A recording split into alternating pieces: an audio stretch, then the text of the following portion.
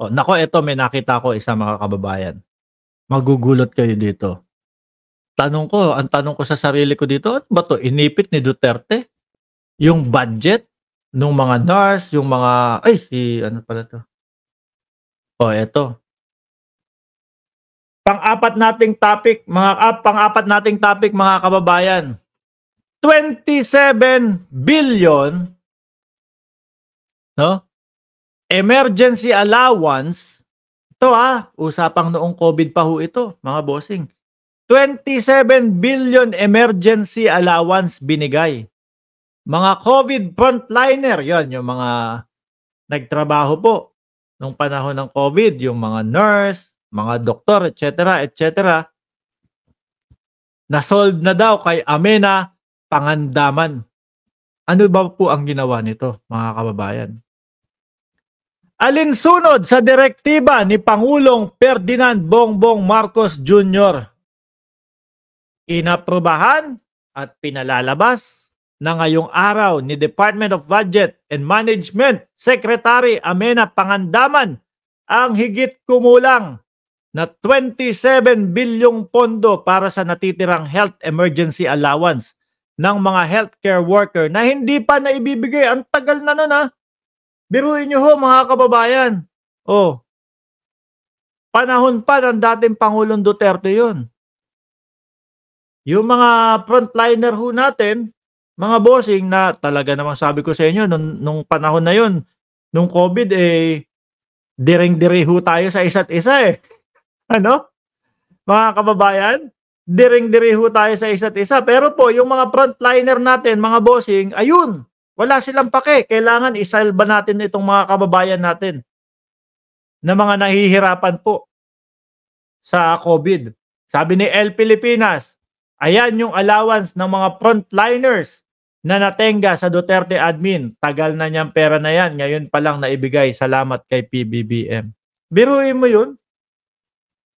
Nako yung mga nurse dyan na mga kaibigan ko, manlibre kayo Kahit ano lang, Starbucks lang. Di ba? Tagal nito, mga bossing.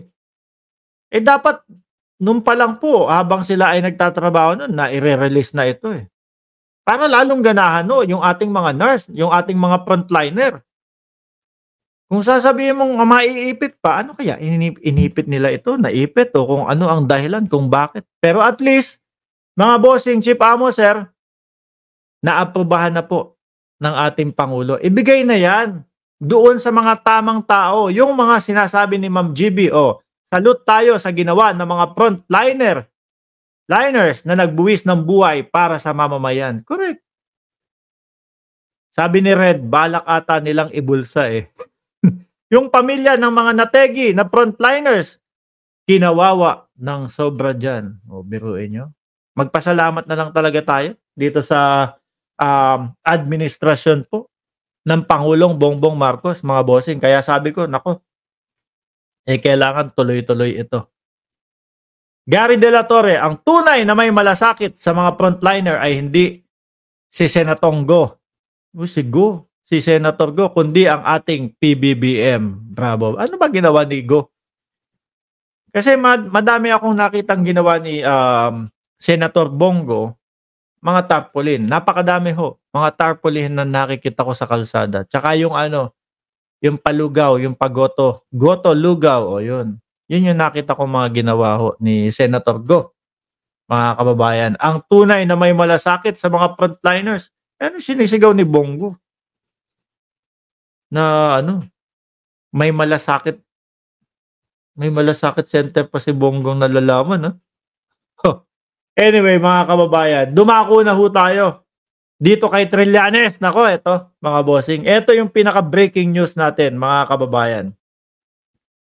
Dating Senador Antonio Trillanes, nagkaso na po, mga bossing, kay Pangulong Duterte at kay Bungo.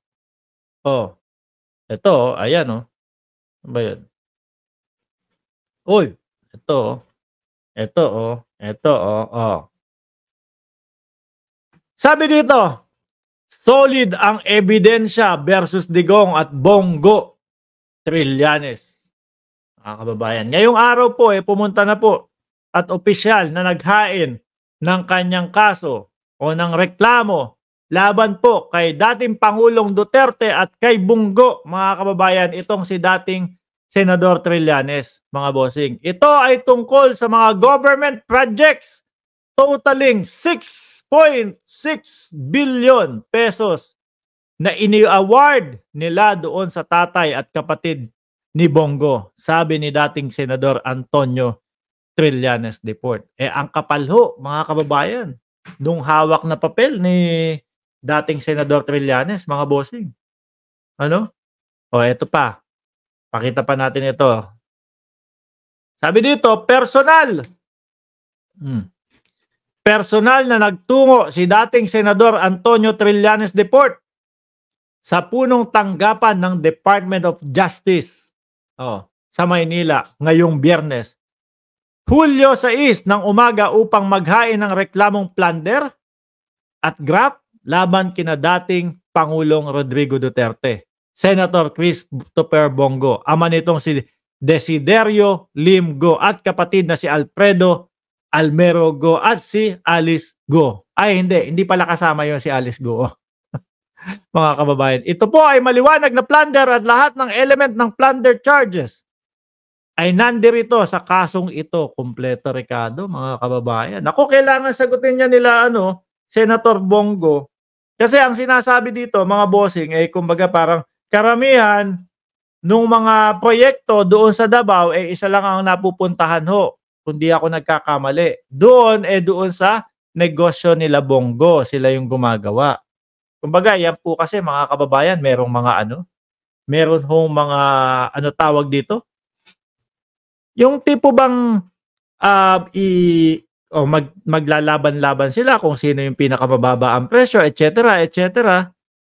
Ang tanong natin, meron kayang ganong nangyari? Ang dami nilang problema ngayon, ano po? Sabi ni El Pilipinas, di ba nagtaka ang taong bayan? Bakit apakalaki ang nilabas na pera ni Bongo? Yung salin ni Bongo, legit ba? Or baka naman may secret bank under another person. Yan, bidding. May mga bidding-bidding ho yan Pero kung rektahan at diretso na kay Bongo, mga kababayan, hindi na dumadaan sa mga bidding, problema po na talaga yun. Kailangan nilang i-explain ho yan, mga kababayan, mga bossing. Ang daming problema nila. Ang kate sa ulo nito ho, mga bossing, hindi lang ho ito yung mga simple-simpleng kaso. Kaya nga, tapos meron pa dyan, ICC, ngayon lang lumalabas ang mga kababalaghan ng